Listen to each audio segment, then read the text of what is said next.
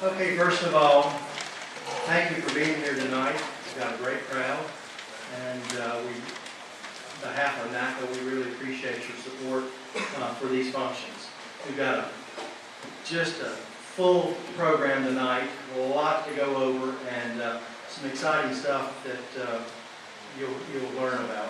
We're going to start off with the Pledge of Allegiance, and I'm going to ask Mark Hawkins if you'll lead us off, please.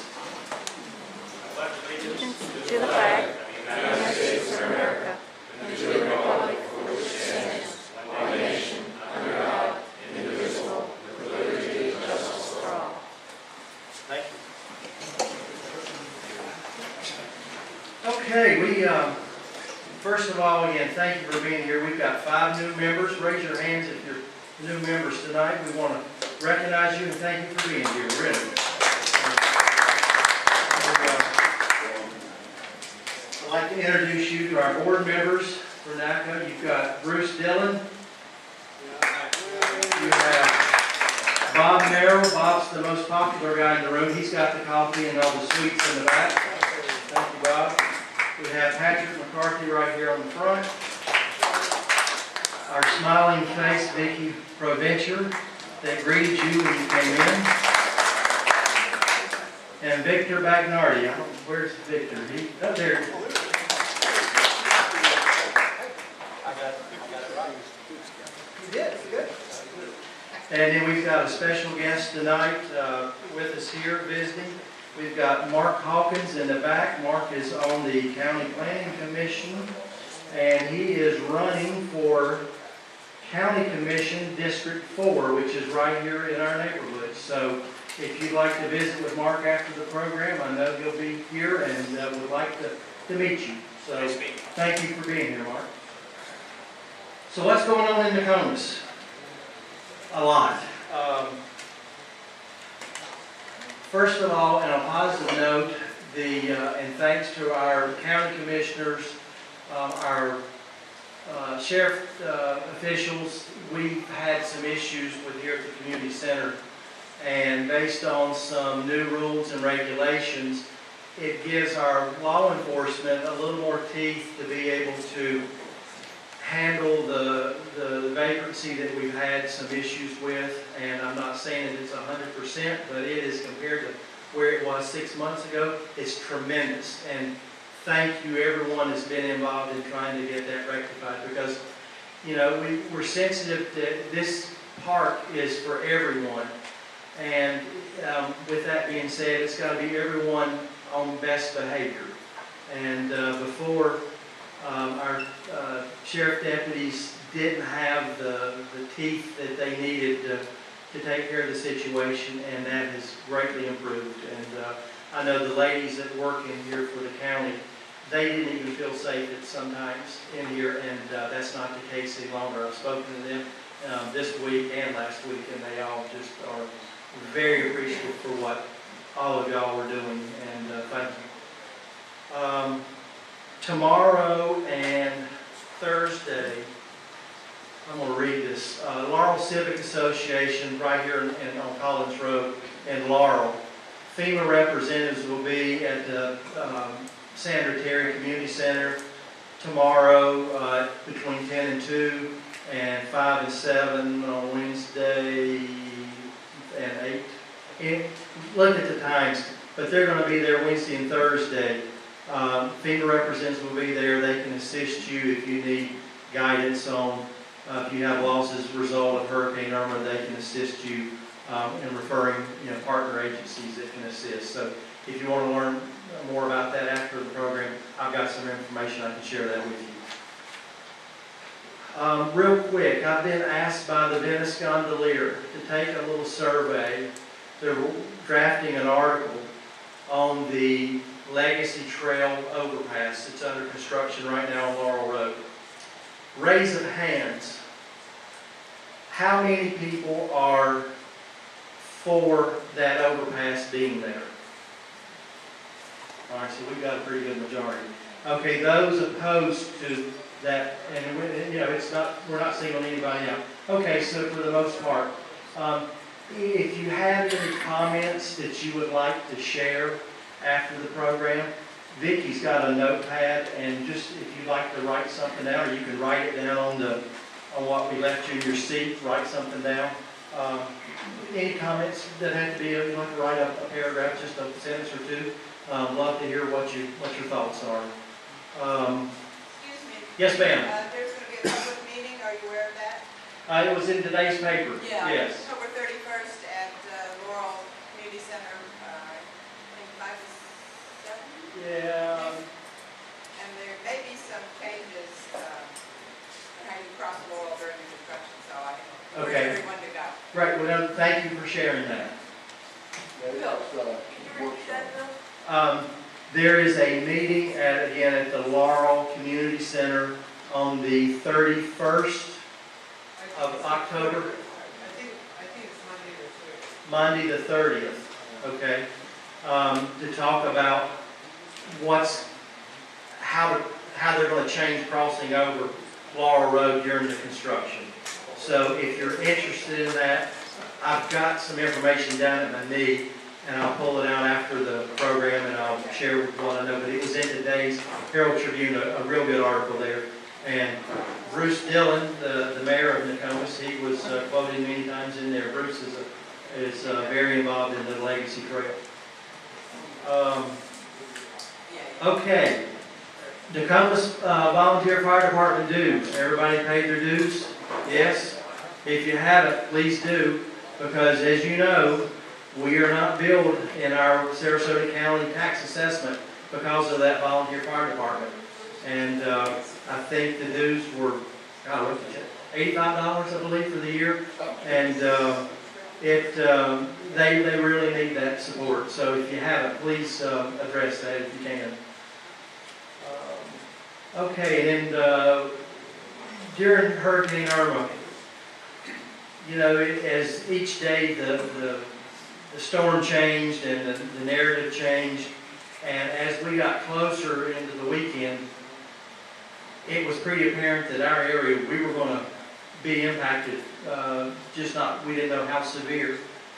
And I know that on Friday, some of the big box hardware stores, they had already shut their doors.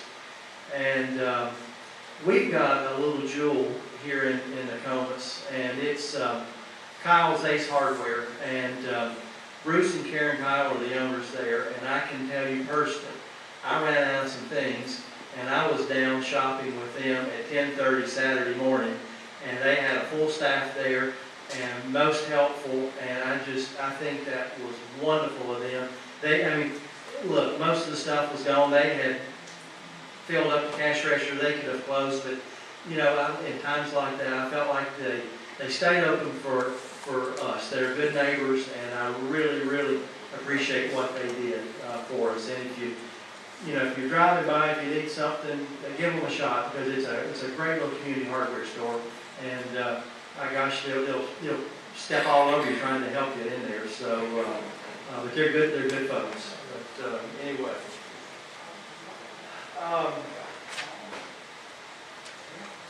This moment, we've got great relations with our county sheriff department, and I think that we are, as a county, we're very blessed to have this organization of men and women, their leadership with Sheriff Knight, and when you can proudly say that we have the lowest crime rate in the state of Florida, am I close?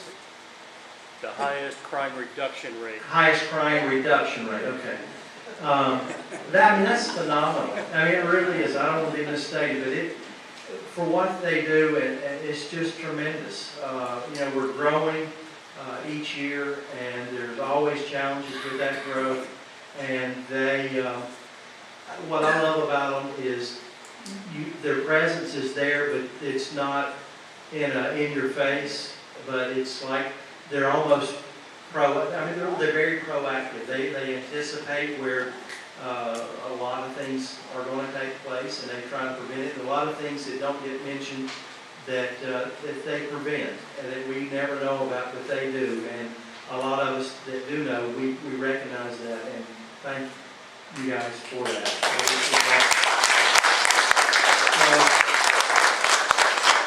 we've got a couple gentlemen here. John Jernigan, I'm sorry, captain of the Patrol Bureau of our Sheriff's Department. So I'll start off with John, and he's going to share some things with you, and then invite your guys to come on up and speak as well. Thank you.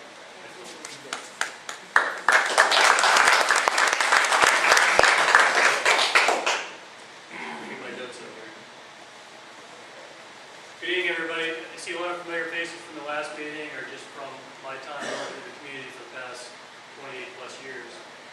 How many Sarasota County natives are in here? So 3 of us? So just real quick, a couple things about me. I was born and raised right here in South County. Went to all the local schools. I was a resident in Nokomis for a period of time while working for the agency. Spent a lot of time working the streets here. I had a lot of connections here, and I had a lot of interest and desire to make sure that we continue making your neighborhood the best neighborhood we could possibly make it. My current responsibility is patrol commander, which means pretty much every marked patrol car you see in the county is under my command. I have about 200 people responsible that I'm responsible for, and I make sure that I hold them highly accountable. Yes, sir. Can you get me closer? How's that? Any better? So I encourage high accountability and making sure the guys are out there being visible, and they're accountable for every minute of their shifts. Present with me today is Lieutenant Dave Scott from Crime Prevention. He's going to speak briefly. He's going to speak after I'm done. He's going to talk to you about some crime prevention tips, what you can do in the community to help us make your community even safer. He's talk about some of our programs. If you didn't get one of our magnets with our non-emergency number on there, raise your hand and we'll make sure they get to you. We also have a handful of pens over there if anybody's looking for an agency pen. So also with me is Deputy Luke. I'm not going to pronounce his last name because it's kind of like one of the members of the board. It's common spelling, but not common to me. So I call him Deputy Luke. He's only been with our agency for about a year now, just shy of a year. He transferred over from DeSoto County. He was looking for a larger agency to work for.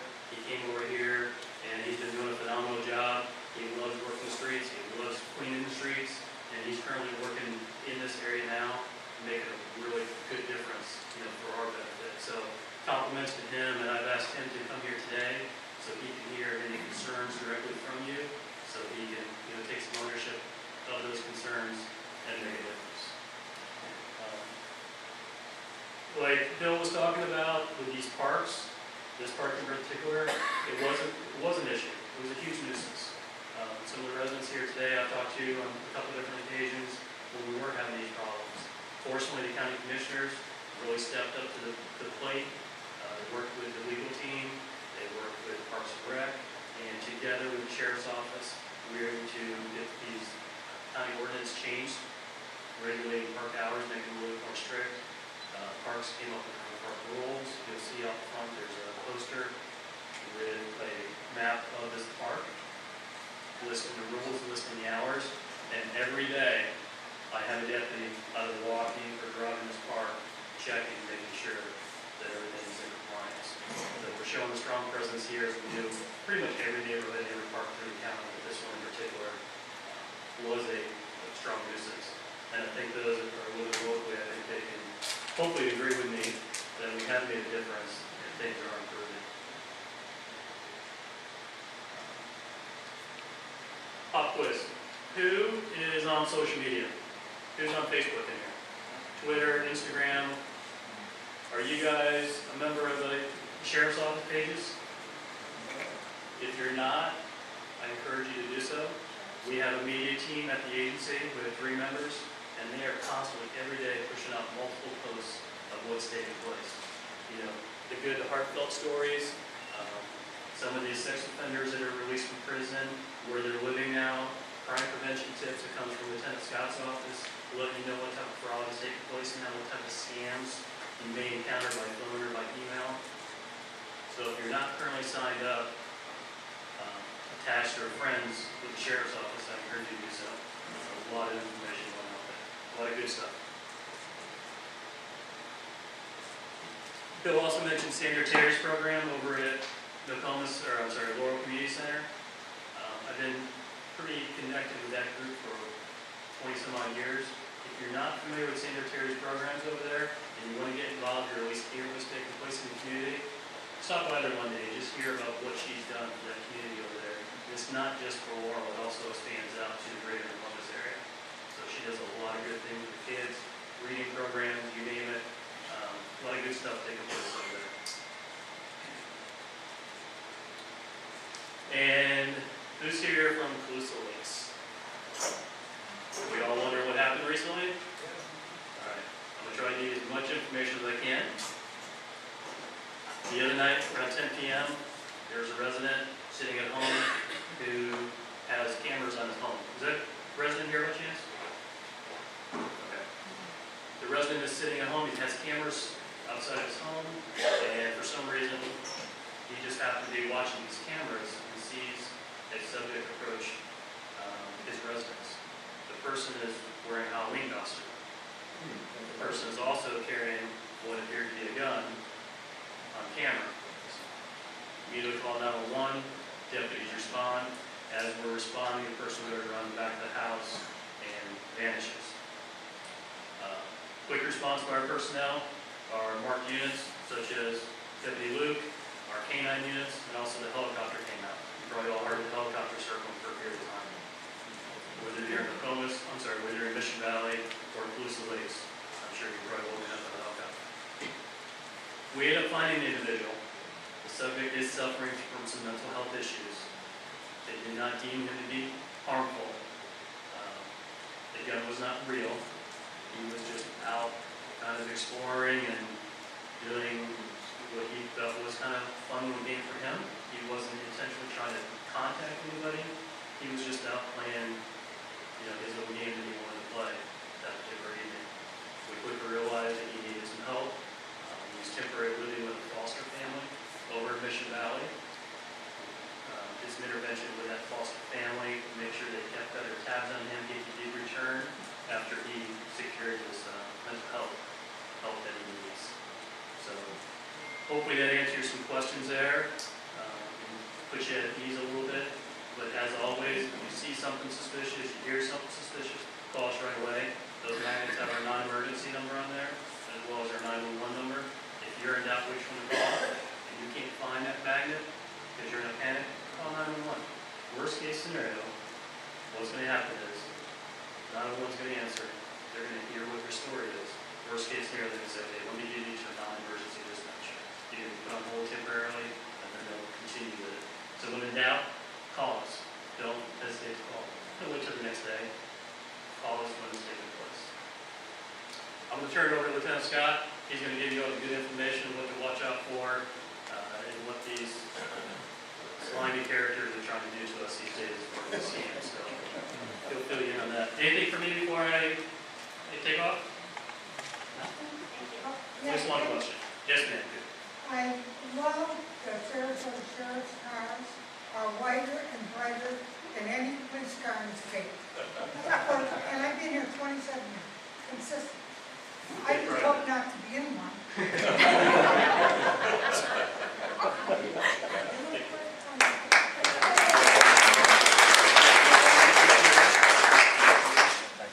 So my name is Dave Scott. I'm a lieutenant over crime prevention. I did not grow up in the Nokomis area. I'm more of a North County guy myself. But I've been here since I was 6 years old, Captain, so I think that qualifies me as a local. I went to local school also. My wife, however, works for SPD, and she was born in Venice. Her brother lives in Nokomis, so I certainly have a connection, a personal connection down here. And I've worked down here a little bit, 23 years on the agency. I've been pretty much everywhere. As far as crime prevention goes, Kathy Duff is normally your crime prevention deputy that works this area. However, they're all in training this week. They're in a conference. So if anybody wants, if you just want to talk to a deputy about do a home survey, look around your house, see if they have any tips or anything for you, just call the sheriff's office, the number's there, and ask for crime prevention. And you'll get Ann, who's my secretary, and she'll set you up with the appropriate deputy. This area would be Kathy Duff is her name. So you feel free to do that. It's kind of like, even if you just have a question you kind of want to ask a deputy, but you don't want to bother a dispatcher or a patrol person if you can't see a patrol person, you can just call and ask a question too on the phone. Okay, our office is open daytime hours.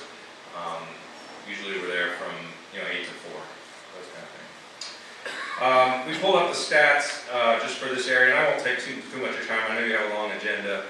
The last 90 days, obviously you guys did have that homicide incident, but that's an isolated incident. The most common crime in this area in the last 90 days was theft, of course, 16 of those, and 13 vehicle burglaries. The thing that caught my eye from this report was none of those vehicles were locked, and that's pretty typical. Usually it's 85% of vehicle burglaries are unlocked cars, so we could reduce our vehicle burglaries by 85% if people just lock their cars. So please just lock your cars. A lot of newer cars have these fobs, and so some people actually leave those fobs in their cars or the spare in their car. What you've done is just left your car unlocked, and now if somebody gets in and pushes the button, they can steal your car. So we've had some of those, kids usually that are stealing from cars. The keys are in there, the fobs are in there, they'll just steal your whole car and take off, and we've had a few of those. But I had my analysts look at this area, and there was no trends, nothing like that we can warn you about, make you aware of. It all looks like pretty typical reports here, other than the unlocked cars was the one thing I wanted to bring up. So the main thing that I wanted to talk about today was, we got our first breath of cooler weather today, right? Yeah, I'm all happy about that, for sure, especially when you wear one of these all day long. But with the cooler weather comes our snowbirds, and with the snowbirds comes another group of people, and it's what we call traveling criminals, and it's very serious because they've been called gypsies, traveling thieves, travelers, different names, but basically it's a group of people that goes wherever the majority of the population is. So this time of year they're down here in Florida, and in the summer they're up in the northern states or Canada. And their full-time job is to steal, and they've learned to do it since they were kids, so it's like passed on generational. And most of our local thieves and burglars, most of them would be like drug addicts, somebody that's just trying to get that money for a drug fix, and they usually get caught pretty quick, okay? They might do a few burglaries, and then eventually they kind of self-destruct and get caught. These people I'm talking about, they're pros, okay? They rarely get caught, and they're really good at what they do. And we got a couple of them, it's been maybe 2 or 3 years now, and we knew what we had when we got them, and we made sure, we went to the judges, we got a $500,000 bond on them, and we kept them all in jail, and one of them just got 30 years in prison, so I'm really happy about that, because the problem with these groups is they all use false identities. We don't know who they are, they come a lot from another country, so we never even really know who their real name is, and they're real hard to catch. So when they come, they use false identities, they use rental cars. I just want to tell you what to look for, because the season's coming. It's here. Usually November, we usually get end of October, beginning of November is when they kind of hit, and then again in January, February, but it could be all season, but that's usually when I see a spike in these type of crimes. And we made it really nasty for them when they were here, because we wanted them to tell all their friends, don't come to Sarasota. So that's why we worked it so hard. We wanted the word to spread, and it did, but they're still going to come back. So usually the MO is, and they have it, Calusa Lakes, we were there last year looking. Gated communities are not safe. In fact, these groups specifically often target gated communities because there's nicer homes and people tend to have nicer jewelry. So, and cash. They'll only take jewelry and cash. They won't take guns, they won't take TVs, anything with serial numbers they don't want, okay? But here's how you guys can help us. A lot of these happen right around dinner time. So a lot of people think, well, I'm just going out to dinner, I'm not going to set my alarm. I'm just going to be gone for 45 minutes.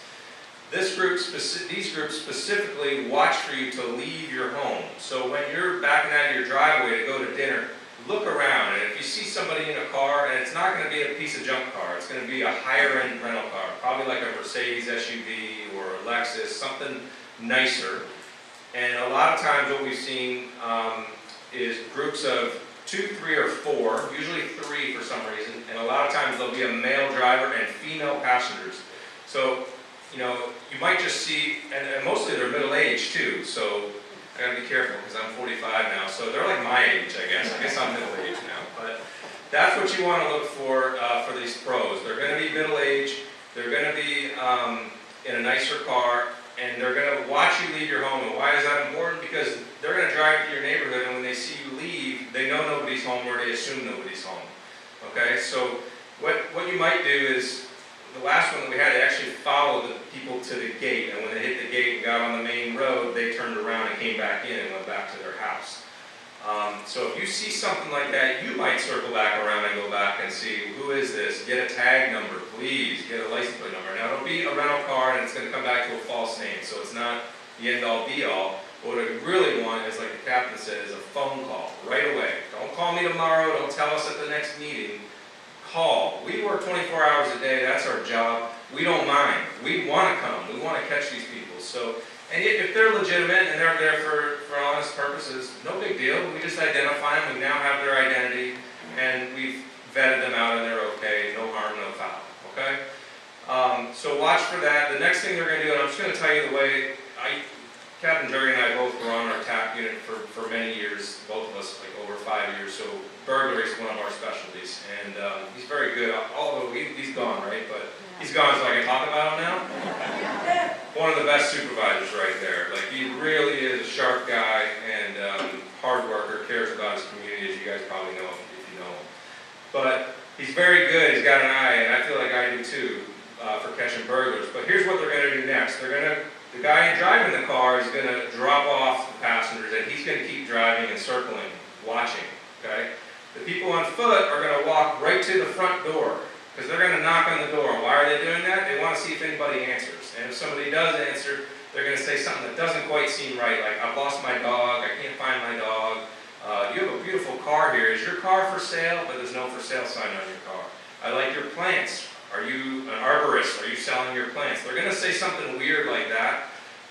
Or they might even have a business card, or like, we mow lawns in the area, but they're not hitting all the houses, they just came to yours. Something weird like that. So if that happens to you, call us. Somebody, I didn't feel right and they left, and then what we're going to ask you for is a description. We want to know, well, who is it? It's two females, and they might be with a silver van that I saw just drive by. The van was headed that way. They were walking this way. They were wearing this clothes. So we're going to need a description and a direction of travel. Think about the deputy that's showing up, and it's going to take him, a minimum of 3 or 4 minutes to get there. I mean, unless he happens to be right there. So imagine it's going to take a little time. So we need a good description and we need a direction of travel. So when they knock on their door, they're also checking to see if you have a dog. Is Fido barking? They're checking to see if you have cameras at your front door. They're checking to see if you have an alarm decal, and a lot of times they'll even look in your window to see if you have an alarm keypad, and sometimes they can even tell if it's armed or not. So that's what they're looking for when they're at your front door. So if they see none of that and they feel good, like nobody's home, and they don't see anything wrong, and nobody's challenged them, then what they're going to do is they're going to walk around to the back of your house. And they're going to go right to the back of your house where they have a little bit of privacy. They're going to get on your pool cage, and they're going to try your sliders first. Sliding glass doors are horrible, for burglaries, because they can literally shake them and pop them out of the tracks and get them open. So if you have slider glass doors, which most homes here do, get some pins in them or put a dowel in it, something extra beyond the standard lock that's a joke. And if they can't get in that way, they will break your window, and they're going to probably use a stone or something that's in your backyard already, like a paver brick or something like that. They'll break your window and they'll go in, and they'll be in and out in like 3 or 4 minutes. So, and they're going to go right to your master bedroom. They're going to look where people keep their jewelry, where they keep their cash. They know all the hiding places. They've been the same for 500 years. People keep their money, in their nightstand or in their sock drawer or in their coat pocket, or in their shoes. There's only so many places you can hide stuff. So I see a couple people laughing, so I probably nailed your hiding spot. So, and then they're going to leave. They're going to get picked up by that car. And these guys are so professional, they'll carry like a pre-addressed FedEx envelope to their home base, wherever that is, usually the Chicago area. So if you see an Illinois tag, and they're not in a rental car, that's something that might be another little red flag. But they'll have a pre-addressed FedEx. They put all the jewelry in that, and they send it off. So if we stop them 2 miles down the road, they don't have the stolen goods on them anymore. So that's how good they are. It's really hard for us to catch them. So we just really need your help on what to look for. And I'm going to cut out in just a second, but one last scam that we've seen recently in Sarasota is a distraction. It's the same group of people, but they're going to come and knock on your door, and if you're home, they're going to say, and a lot of times they're wearing like construction outfits, hard hat, and they might even have an ID badge that looks legitimate, and they're saying, I'm doing work next door, and we want to see where your property line is. We don't want to encroach on your property, so can you come out and show me where your property line is? So you're like, sure, I don't want you messing with my stuff. and then when you're outside with them showing them, their partner comes around the other way and goes in your unlocked front door now, takes everything in your house that is quick. We're talking minutes, 2 to 3 minutes. And the other one that we saw was a water, people said they were with the water company, and they would come in your kitchen and say they put dye in the water, and they would run your faucet with a bucket, which makes noise, and they're looking for dye in the water, and they might be like, look at this water, and while you're both looking at the water, their buddy comes in the house and steals your stuff. So that's what we've seen locally. Just be vigilant, be aware, season's coming the next few weeks. If you see something, call us right when it happens so we can get out there. Questions on that? Yes, ma'am? Are they usually armed? No, they don't like guns generally. Now, I'm not, generally, okay? There have been a couple cases with, we just had Irma come through, which I know there's some great guys. I spent 5 days with them at the EOC here. They're going to talk about that, but after the storms, we get a lot of people that come in, unlicensed contractors and other types of scams. They'll come in and say, yeah, I'll fix your roof, and if there's nothing wrong with your roof, there'll be holes in it before they're done, and then they'll come back a week later, and fix it for real, but they won't really fix it. And then they try to scam you and pressure you into more money, and there have been some cases where people said, I'm not paying that, and then they've threatened harm and those kind of things. But these burglars that I'm talking about are generally not armed. Just go back to breaking the glass. Will they break a hurricane-rated glass, or is it? Probably not. The real hurricane windows are really tough, but usually they can find a window or a door and pop it open. And if they can't, they'll just leave and move on to the next one. So just harden your home as much as you can with cameras. And most of these are daytime. It's not going to be at night. It's going to be evening time, daytime, when you're out to dinner or something like that. Yes, sir. I'm a snowbird just down from Grand Rapids. Oh. Something that's happening up there now is when you pull into the supermarket and you walk away from the car and you press your fob to lock the car, there's people that have got scammers that pick that up, and as soon as you walk in the supermarket, they're in your car. Yep. We haven't had that here yet that we know of. I am aware of that technology. I wouldn't say it's real prevalent. It's not real easy for kids to make that, but mostly what we see is the cars with the fobs, people just leaving the fobs in there, and it just makes it too easy for somebody to steal your car. Yes, sir. We've had a couple incidents of mail being taken out of mailboxes, and then they open them up, take checks out, copy them, and then actually mail the stuff, and then go out and start spending money on people's accounts. Is there much of that going on? It happens occasionally. That kind of theft is usually groups, honestly, that come from Fort Lauderdale area, and they're called Felony Lane is their name, and they get involved with check frauds, and they'll do vehicle burglaries, usually at a park. So we're at a park now. If you're ever at any place where you would go running, jogging, somewhere where you might leave your valuables in the car because you don't want to carry your purse with you when you go for a run, or the beach is another example. Fitness, like a gym, where you might leave your purse in the car. They're not going to do it at a grocery store or a place like that because people always bring their wallets in with them. But a place where people will leave their purse in the car, we've seen it. They roll through about every 2-3 months, I would say, and they'll smash your windows. They don't care. They'll be in their car hanging out and watch you, take your purse and put it in your trunk. But they can still smash your glass and pop your trunk with a button. Or usually if they see a female get out without her purse, they know that purse is in the car. So, but they'll take the checks, and then they'll do fraudulent, cash checks at banks, and they will take mail too. We've had that. So if you're going to put a check in the mail or money, which you're not supposed to do, I would go put it in a real post office.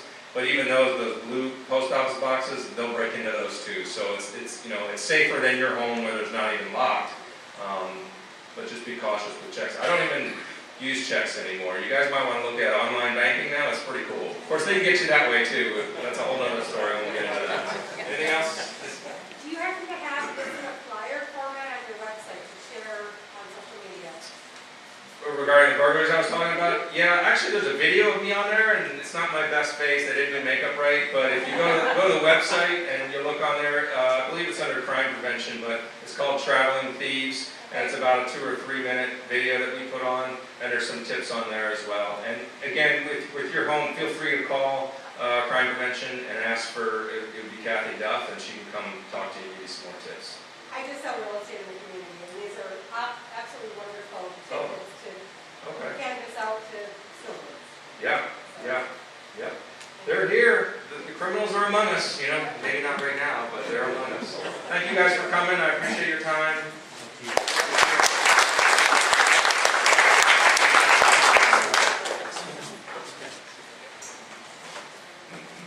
Absolutely. Thanks for being here tonight. Okay. All right, we're going to turn to the next segment of our program. And,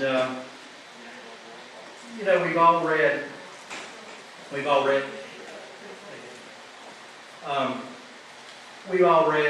there's been a lot of editorial in the paper, you know, post Irma.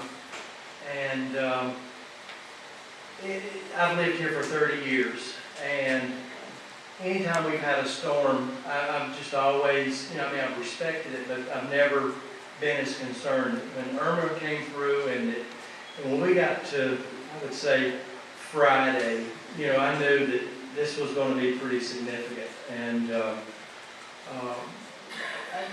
I don't watch a whole lot of television, but I did start watching Channel 7 News, and I thought they did a tremendous job through the whole storm. Very informative. Just the amount of information that they shared was phenomenal. And I look at these gentlemen that are here with us tonight, some of the things that they put in place, their staff did for us. I know that I participated on Wednesday with the sandbags. Thank you. I mean, that was tremendous, and if you didn't, you should have, because it was a great service. Anybody that walked up, you got 10 sandbags, and I put them to great use, and they helped tremendous. Sheriff Knight even had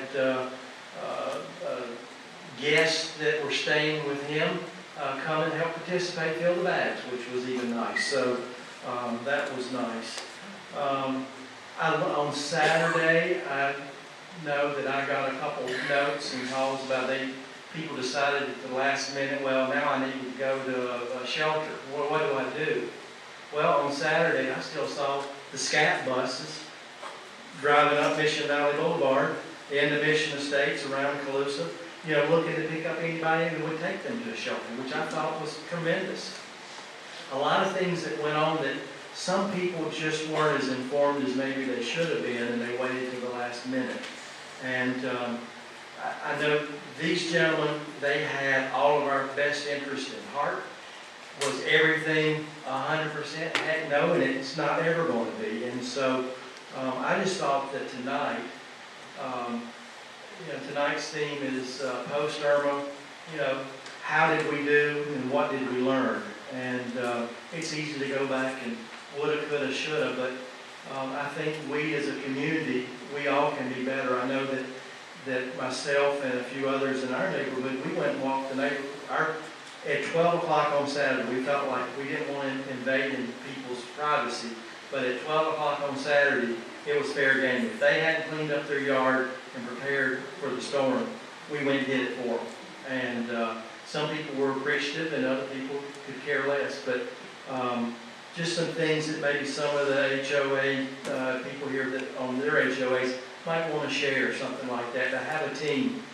Maybe these gentlemen are going to talk about that tonight. I'll give you one good tip before I turn it over to these guys. A friend of mine, he came up with, I thought, a pretty good idea. He bought an airline ticket. Not a discount ticket, but an airline ticket that he could cash in if he didn't use it.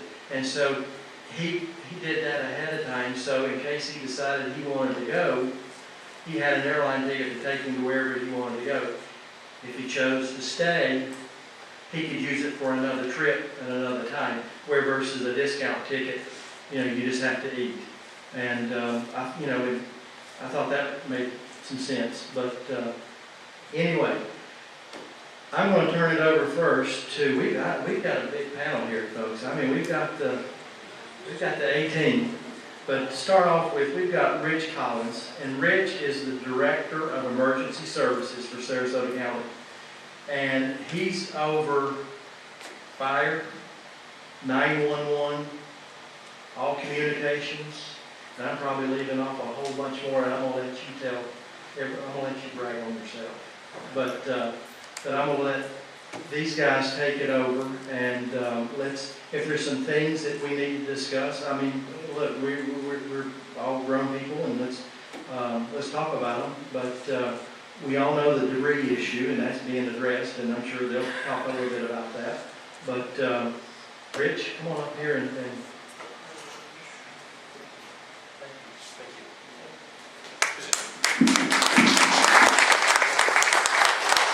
Is it okay if I move back over here so I can pass the microphone and we can talk back and forth?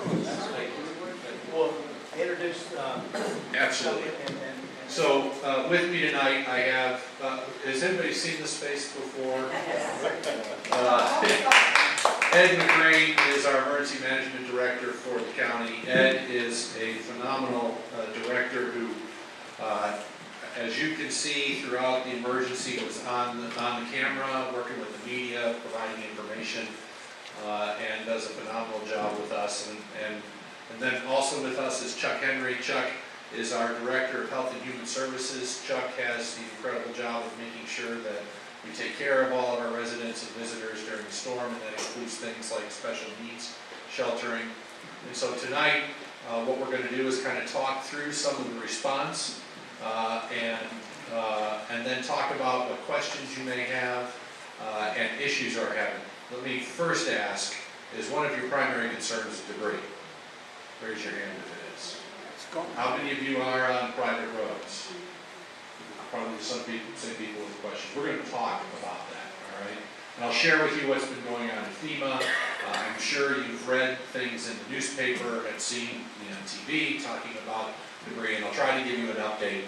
Things are looking very positive for us in comparison to many right now, and I'll talk about that in a few minutes. First, I'm just going to do a brief overview of some of the things that we did during the storm. Ed is going to talk more at length about some of our actions, and then Chuck's going to talk about some of our special needs that we dealt with. Then we'll come back to debris and after action. Is that fair enough for everybody? Okay, I'll try to be very quick. I could probably spend about 3 or 4 hours because it was about 10 days of my life. I will say that Lieutenant Scott, who was here just a few minutes ago talking, incredible partner from the Sheriff's Office. If you can imagine an emergency operations center, and I don't know who's ever seen our emergency operations center, your emergency operations center, about 40,000 square feet. We had 350 to 400 people working in that building during the storm when it was coming through. We had multiple teams working because we do multiple shifts, so one team works 12 hours, and then obviously they're pretty tired after working 12 hours. You turn it over to another team and they come into work. That happens in the 911 center, happens in the contact center. All of those people are working in that building during the storm.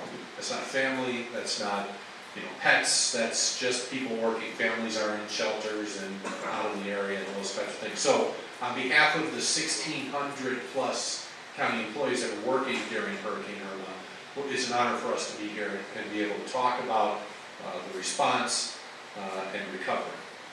When we look at a disaster as it occurs in the community, let me just ask a question up front. Was anybody nervous as Irma was approaching? Okay, I was. Right? I'm an emergency service director doing this for 30 years. Ed, were you a little nervous when it was coming? Chuck, were you a little nervous? We all were. We all were. This was the storm. I would tell you that I could walk you through each day, show you multiple slides of who's also tired of storm tracks and spaghetti models. Right? I'm going fried rice. I don't want spaghetti models. Because every day you wake up and it'd be like, okay, on Wednesday and Thursday, Ed and I are talking about we're going to be host sheltering for people coming out of Miami. And then a day later we're looking at, okay, we've got to open up a whole bunch of shelters because it's coming to us. And on Saturday morning, or sometime Saturday, our National Weather Service out of Ruskin, in one of the slide presentations, and we do phone conferences with the National Weather Service, the state emergency management, our local partners. We'll talk about some of those things. But our weather service out of Ruskin was talking with us saying, well, this was the storm we hoped we'd never see. That's what they said to all of us in the region on Saturday. I woke up Saturday morning, and I live in Turtle Rock in Palmer Ranch, and left the EOC at about midnight, went home, got a few hours sleep, and woke up at about 5:20, opened up the National Weather Service report for 5 a.m., and the M for major hurricane was over Sarasota. My wife was gonna stay with a neighbor who had shutters, but he had a couple windows he couldn't shutter. I woke up, said, "You're taking the important papers, the kids, the dogs, and you're out of here." And I put her in a car, because I knew I was probably gonna be at work for multiple days, and I didn't need to be worrying about her. So I think all of us were in that kind of a frame of reference as this storm was approaching. It was potential of a Category 4 storm. What does that mean for us in emergency management and for the county? I can tell you that our planning began on Labor Day, the week before. On Labor Day, Ed calls me up and says, "By the way, the National Weather Service and the state wants to do a conference call about Hurricane Irma. They're concerned about this one." So we had a conference call on Monday afternoon, and by Tuesday morning, and we worked through a storm timeline that starts at over 144 hours out. So we start, as soon as we see something on the radar that might be a problem for this part of the state, we begin planning. And that can begin at 140, 120 hours, and our process goes through a number of things, and I want to just pull my slide back up here. So I talk too much. I got rid of my slides. So we started that process on Tuesday, and there's a lot of things that Ed's going to talk about, how we work with our partners. Ed works with all of the emergency managers in the cities. Each city has an emergency management rep. We have a responsibility through state statute 252, to provide the overall emergency management. Those things include things like shelters, we're going to talk about, how we respond to those types of things. And that process goes all the way down throughout the week. You saw as we implemented things like a state of emergency on the 7th. And then that opens up a lot of things for us to be able to take actions within the county and working with our partners. We started opening up shelters for evacuations, one shelter, and then as we progressed through the weekend, we opened up to 13 shelters and had over 20,000 residents in shelters and special needs shelters in the county. We put a lot of things in place. This was Category 4 storm. How many of you saw video or have friends or family that live in Monroe County in the Keys? Anybody? I would ask you to go on Facebook or do some search or look at some of the damage down in the Keys from Hurricane Irma. When we talk about Category 4, we're talking 130 to 155 mile an hour winds for a sustained period of time. The amount of damage that comes out of that. Does anybody know what the peak wind gusts were here in Sarasota County for this storm? I don't know what it was in Sarasota, but I know what it was here. What was it? It was 79 was the top speed, right on the other side of the Legacy Trail from the mine. Sustained? That was the top. Top. So that's what we had. 79. Okay, so that's right around Hurricane Category 1. Right? Yeah. This storm, we are very blessed. This storm, for whatever reason, was kept just ticking west. We fully expected on Saturday and Sunday this storm to move into the Gulf, come up the coast, which would have been a worst case scenario for us. At one point, the M came in right at Lido Beach. Well, she ended up taking a little bit to the east and then hit some dry air. But however all that happens, I thank God. But we ended up with basically Category 1 winds, tropical 4 storm winds, some gusts up to around 100 miles an hour. How much damage do we have out there? How much debris do we have out there? I can tell you there's 250,000 cubic yards of debris in Sarasota County unincorporated. If you take the whole county and the cities, they're estimating about 1 million cubic yards. 250,000 cubic yards of debris. It's been to Epcot. Everybody's seen Epcot, the big ball when you walk in, the spaceship Earth? There's enough debris to equal 3 of those in unincorporated county. And that was just from a tropical storm, Category 1. Category 4 would have been our worst case scenario. And that's what we prepared for throughout the week. That's why we put the messaging out we did. That's why we pushed the evacuations we did. All of those things were for the best interests of the citizens, trying to get them in a safe place. Now, we'll talk through that process, talk through the special needs, and then we'll talk about the recovery. Are there lessons learned for us as part of that? Absolutely. Absolutely. We had plans that have been in place for over 20 years. I've been here for 12 years. Those plans have been in place throughout that entire time. There's never been a time that I know of, maybe somebody here does, in Sarasota County, where 20,000 residents had to move into a shelter, where we were under the gun for a Category 4 storm. We might go back to the 60s, and what was it, Diane or Donna? Donna? But that's the last time, right? So we enacted all of our plans that we've been training for, and until you actually put them into play, you learn where the issues are. Those are things we're looking at. There's a lot of things we did phenomenally. Absolutely phenomenally. I'll tell you that law enforcement, fire, public works, we have things called TFIT teams that respond out into the community. Other communities wait until first light to get people out and make sure roads were open. Our teams were out on the road by 1:30 in the morning. All of our 911 calls that were in queue, because we can't respond while the winds are blowing, all those calls were responded to and answered by 3 o'clock in the morning. The roads were ready, and all of the southern barrier islands up to town of Longboat Key were ready to be opened by 8:30 in the morning to allow residents to come back onto their island. So there's a lot of things we did phenomenally. There's things that we can learn from, and we are. And I'll talk a little bit about that. I want to turn it over to that because I can go all on. Thank you, Rich. I want to give you a little idea of what we do when, like Rich said, we start looking 120 hours out. We don't always have that much time. If a storm forms in the Gulf of Mexico, we have to accelerate that process. But we are constantly watching what's happening out there in the Caribbean, the Gulf of Mexico, the Atlantic. We have these phenomenal smartphones that provide a lot of information. The National Weather Service, the National Hurricane Center, some new satellites that went up this year. We have a lot of tools. I don't know if you follow the evacuation map at all, but we got a brand new map from the National Hurricane Center in January, and some counties chose not to implement the new map. I took my team in a room and we went street by street and area by area, and we adopted the new map. And what that did was, the areas in red, which is Zone A, used to be up to 7 feet of storm surge. Well, this new map took it to 10 feet. So when we adopted that new map, and the Hurricane Center told me that Irma was going to produce 6 to 10 feet, we only had to evacuate Zone A. So if you live in the red area, you had to go. Or if you lived in a mobile home, that's because of wind.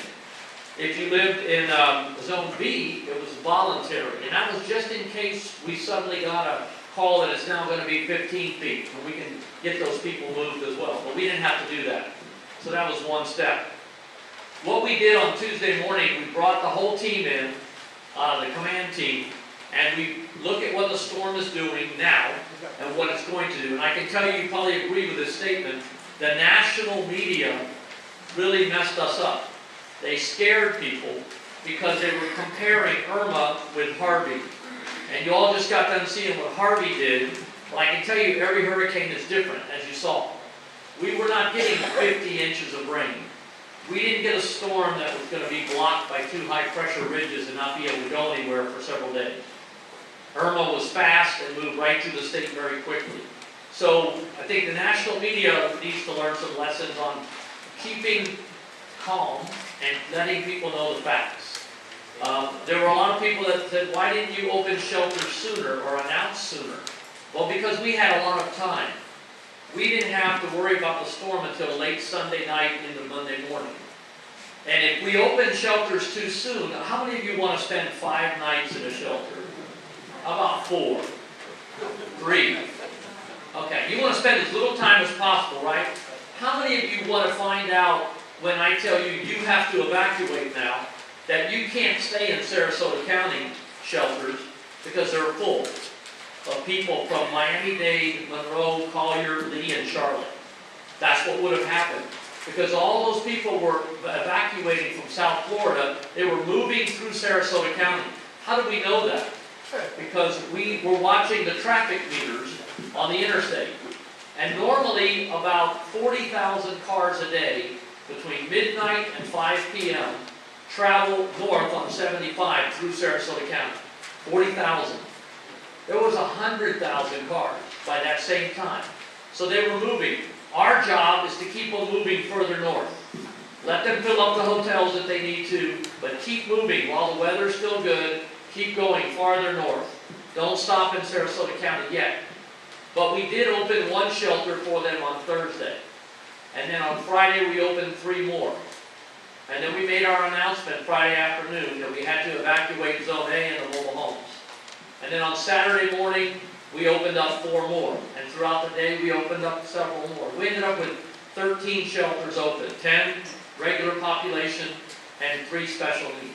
The third special needs actually was full of Charlotte County residents.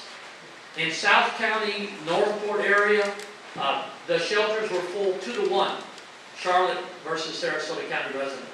Why is that? Because they had to evacuate Zone A and B, and they don't have any shelters available for their people.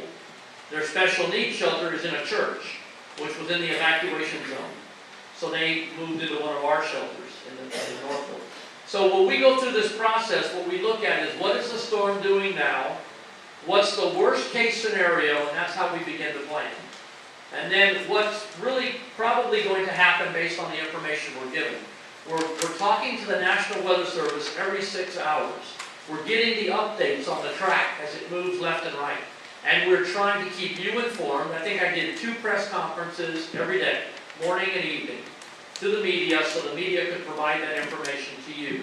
And if you're on Facebook, like Lieutenant Scott said, we have a Facebook page too, Sarasota County Emergency Services.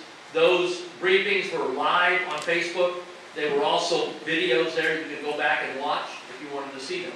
So we try to keep everybody calm and give you information on what you needed to do. I think a lot of people, when we do neighborhood presentations, the people that need to be there usually don't show up. Because I think the people that show up and get one of these disaster planning guides and listen to our information and our tips on what to do, they do okay. But a lot of people were trying to figure out where the shelters were during the storm. A lot of people waited till the last minute to get a case of water, only to find out that there aren't any left. There's no reason the shelves should be empty several days before the storm. Everybody should have a couple cases of water in their house. You should start filling containers of water from your sink while the water's still running and clean. And those are the types of things that you should be doing, getting ready. You should think about where you're going to go. And I like to tell people the shelters are a lifeboat. They're the last resort measure for those of you that have nowhere else to go. If you have friends that have homes that are not in evacuation zones, they have shutters, maybe they have a generator, get with them. My wife was home alone with the 2 dogs. She took in a couple of neighbors. So there were 13 people and 6 dogs in my house during the storm. And shutters were up, and luckily they did not lose power, miracle. But they had battery-operated fans and lanterns and flashlights and food and water, and they were waiting for that power to go out. But what we try to do is monitor that storm from 120, 140 hours out, provide the information, look at our plan, and adjust our plan accordingly. Chuck will talk about the special needs, but we were planning to start moving those people on Friday into the shelters. But when the storm kind of slowed down a little bit and it looked like the timing was now going to be a strike late Sunday night into Monday morning, we decided, through Chuck's guidance, let's wait. We'll contact them on Friday, but we'll move them on Saturday. And I think a lot of people were watching the news on Saturday and they were wondering why we weren't picking them up yet. We did have some people that got in their cars and drove away. And when we showed up, they weren't home. We were moving people Saturday night till 1 o'clock in the morning.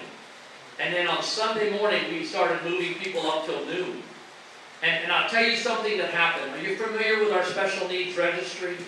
This is for people that are maybe disabled, need oxygen, or are power dependent. They don't have transportation of their own, and they should be at a hospital or in one of our special shelters. And when we try to get people to register in advance. There's a form you fill out. We put you in the system. We know where you live. We know your phone number. We know if you need us to pick you up or not. So we had 2,000 people on that list, and we began calling them on Friday. Well, between Tuesday and the storm, 600 people that were not on the list decided they needed to be on that list. And they showed up at the EOC with their form in their hand. Then don't forget to come get me. They faxed them in. They mailed them in. They got them to us. And it's amazing that the team was able to get all of those people. There were a few people, like I said, that were missed, but it's because they panicked and they left. And I want to tell you one other thing that happened so that you're aware of this. If you're ever down in Inglewood and you cross the county line into Charlotte County and you dial 911, you're calling Charlotte County's 911 center, not ours. Because there was a gentleman that did that. He called 911, said, they haven't picked me up yet. And the operator said to him, well, there's no shelters open. We're evacuating the whole county. Go north. And that was true for Charlotte County. So instead of calling our 911 center knowing to go to one of ours, he drove all the way to Ocala. And his wife and him spent the night in a special needs shelter in Marion County, Ocala. So think about that when you're be aware of where you are, and if you're not sure, ask which 911 center is this. Because a lot of people don't realize that's how accurate these systems are. But the point I want to get across to you is that we're watching these storms closely, we're providing as much information as we can, and if you have internet, be on Facebook. If you can get through to 861-5000, they're going to provide you the information you need. But there were so many people calling that it was an hour wait to get through on 861-5000. Okay, I'm going to pass it over to Chuck to talk about the special needs. You have a question, yes, sir? One of the problems that I had the night of the storm, we lost power about 7 o'clock that evening. And so we had no cell service, no TV, we had a transistor radio. And the radio, every station, we got quite a few stations, but every station would talk about somewhere in Charlotte County or Bradenton, but never said anything about Inglewood, Sarasota, Nicholas. I mean, they just never mentioned it. Did you ever try 102.5? I don't know, but that night we tried every station we could. But I mean, is there a certain? Yes, 102.5 FM radio. Because we were like in the dark. What's happening with us? Everybody else, you know. And all the radio stations are in this guide, but the reason I tell you 102.5 is you're familiar with the emergency alert system that goes off on your TV and your phone every once in a while to test. That system is in our EOC, and it's managed by 102.5 radio, Cox radio. So they are in the EOC during the storm, right there with their radio.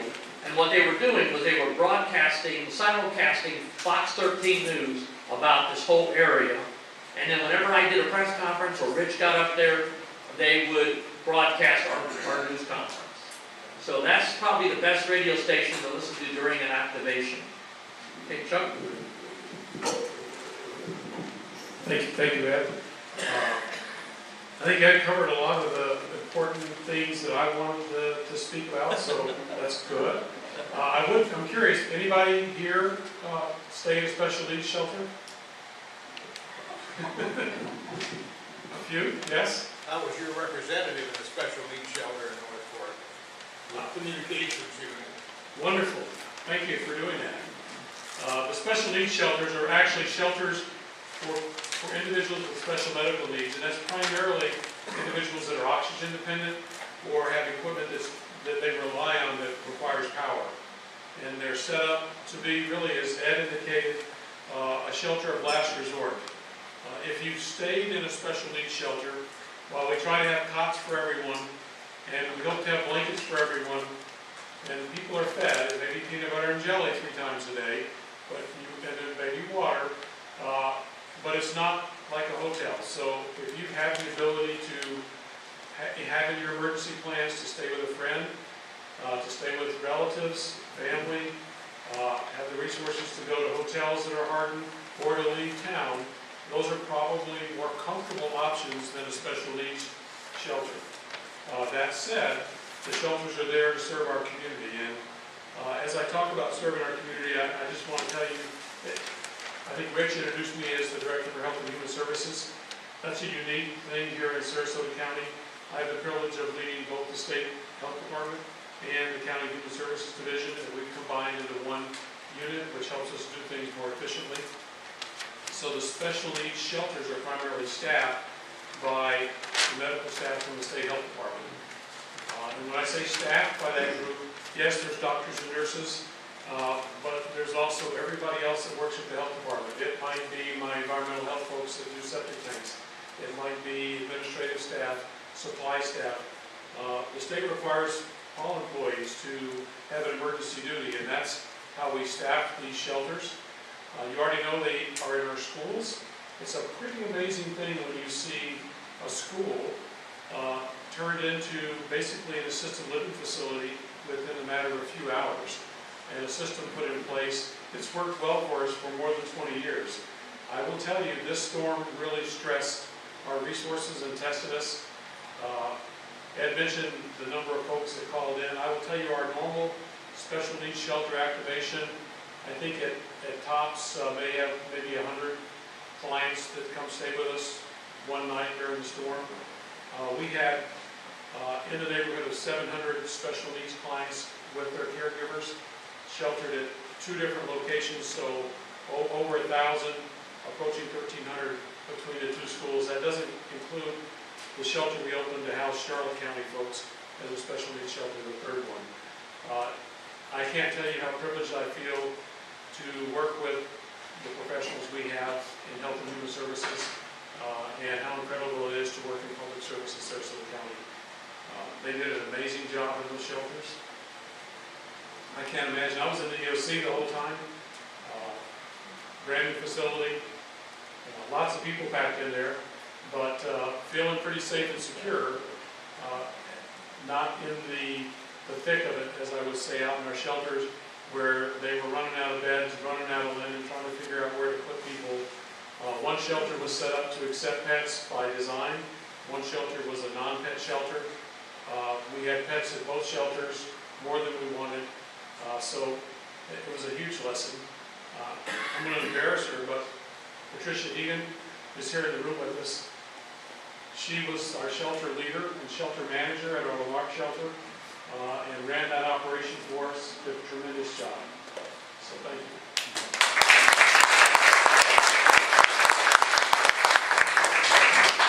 I know we're getting short on time, but I want to go back and just stress a few things, underline some things that Ed already said.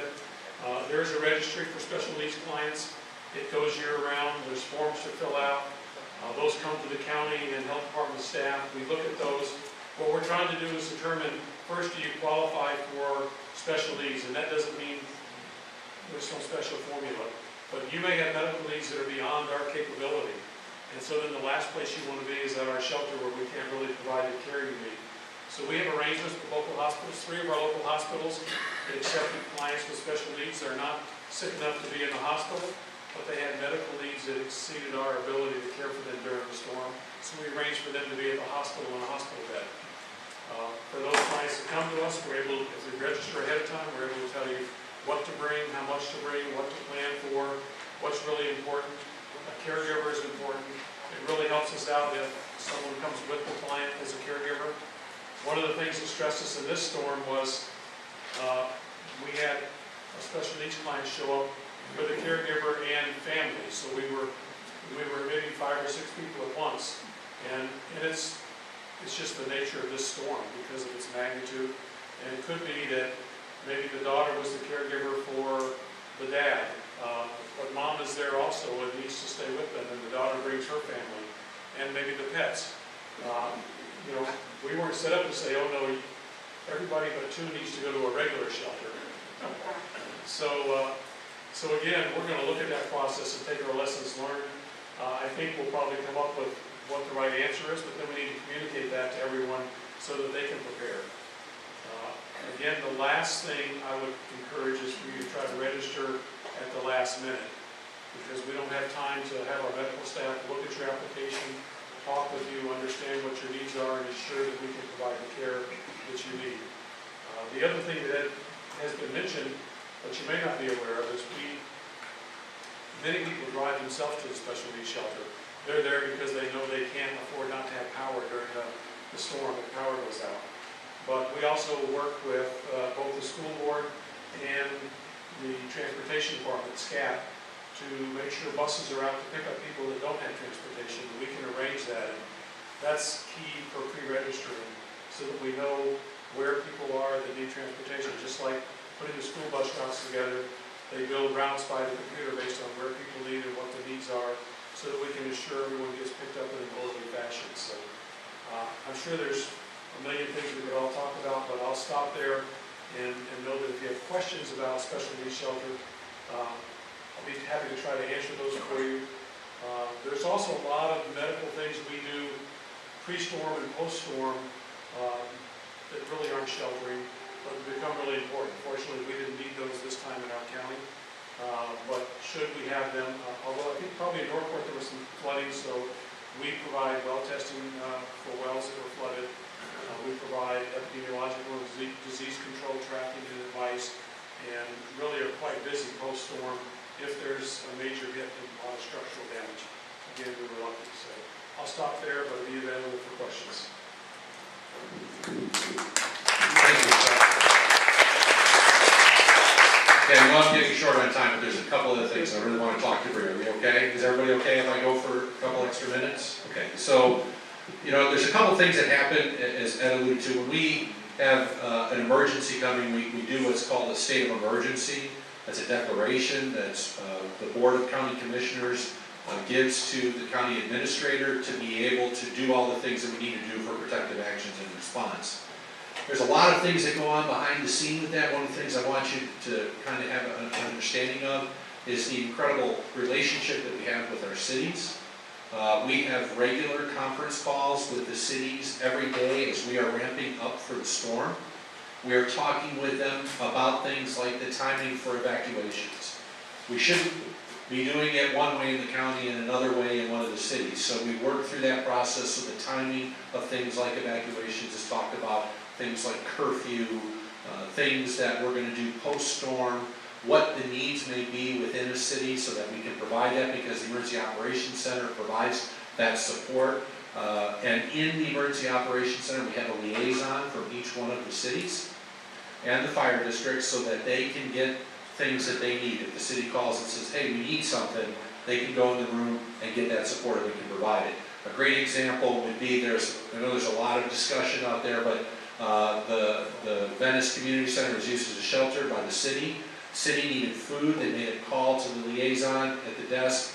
Our group inside logistics, inside the Emergency Operations Center, worked with all face food banks to get that food to the shelter. So that's the kind of support and relationship that we have with the cities.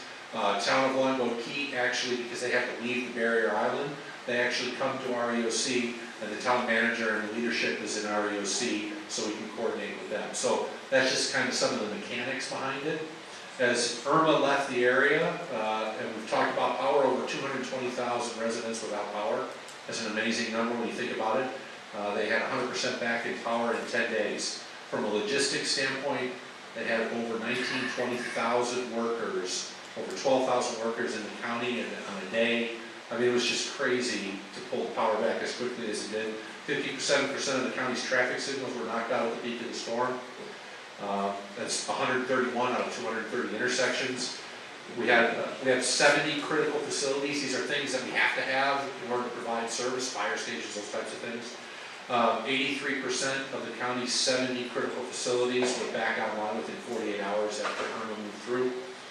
We have 704 lift stations. Nobody really talks about the movement of sewage in a community that's flat. It requires a lot of lift stations. We have 704 of them operating. At the height of the storm, we had over half of them without power. And so we have portable generators, and this was an issue in the cities as well as on the island. There were crews working 24 hours a day moving generators from station to station to keep sewage moving so that it went back up. That's just a few of the things that were going on. I want to move into recovery because I think that's one of the biggest things right now is debris. I'm sure everybody watched post-storm. You know, we have an incredible amount of plans. We have a county plan that has a debris management plan. That debris management plan allows us to hook into FEMA to be able to get reimbursement if we're federally declared as a disaster area. I'll tell you, in my entire career in Florida, this is the first time, so I've been here for 12 years, It's the first storm that I've been in Florida where 9 counties, we're one of 9 counties on Sunday as Irma was making landfall were declared a presidentially declared disaster area, even before the wind started in Sarasota County. That's huge. That's huge for us to be able to try to get reimbursement back for all the costs. That right now, across the entire county and the city is over $16 million. It's well over $6 million, so $6 million right now just for the county. And that's going to go up with debris.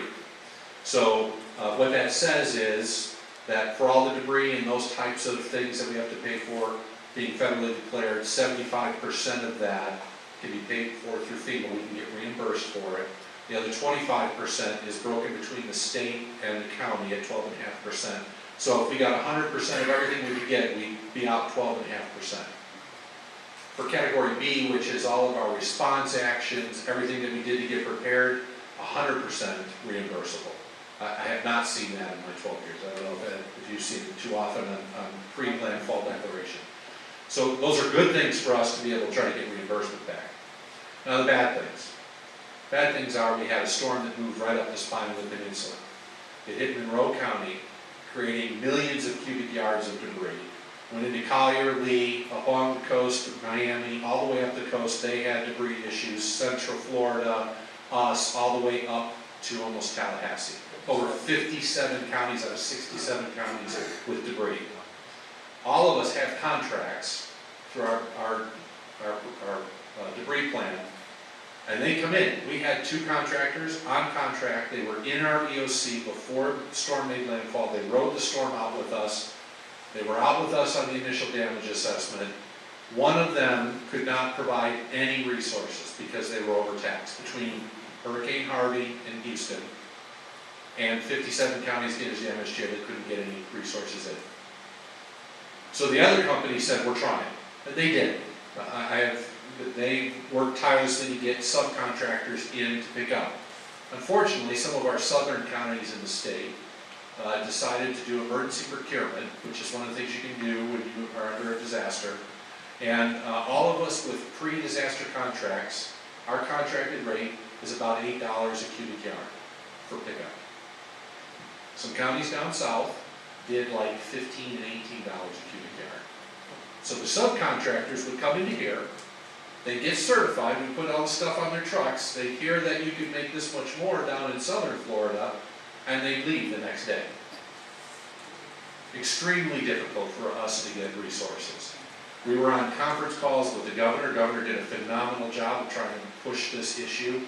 Pam Bondi, our Attorney General, phenomenal job. I had the honor of being able to talk to her on a conference call, explaining our issue in Sarasota County and the inability for contractors to get their requirements for contract to us. And she opened up an investigation that includes one of the contractors that was providing service for our work, was supposed to provide service for us. They're under review now.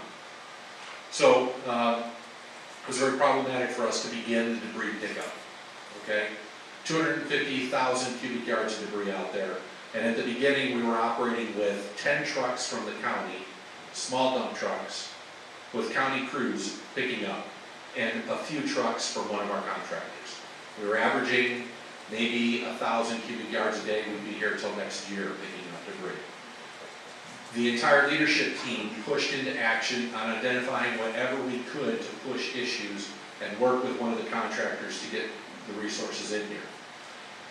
So, over a period of a few days, we rented trucks. We went out across the country and rented 10 trucks that were 50, 70 cubic yard trucks to bring them in to be able to pick up our own debris. We're using our own employees that are out there doing that work for us so they can start picking up. So that increased our pickup.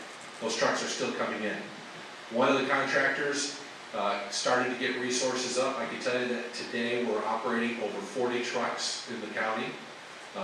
Who's been online to the map to look at when debris is going to be picked up in your area, those dates are changing daily because as more resources come in, the second contractor who was not providing resources is now providing resources. They're working on the barrier islands.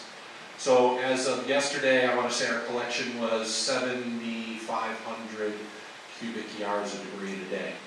That's huge. 2 weeks ago, the week before last, We went up over 300%, over 25,000 cubic yards in a week.